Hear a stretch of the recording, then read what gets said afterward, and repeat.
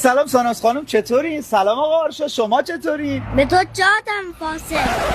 ای وای ببخشید آقا آرشا شوخی میکنه. خوبم، ممنون به لطف شما. اومدین میوه بخریم؟ نه اومدیم میوه فروشی جوراب بخریم.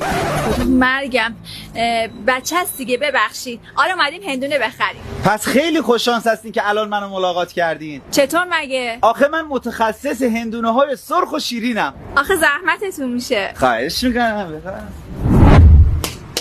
این عالیه. آقا رضا همین رو براشون بکش. اگه خوبه چاقو بزن ببینم. آرشا جان بس کن دیگه. ببخشید. نه این فقط داره زر میزنه. وایسا اصلا قاچ کنه ببینین قرمزه یا نه. بله آقا رضا همین رو قاچش کن.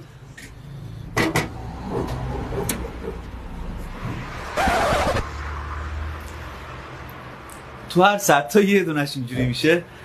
تا این نمیتونه گو بخوره گو میخوره گو بخوری. ای شاخه پرگل قشنگم، چرا تو رو میبینم سرخ میشه رنگم.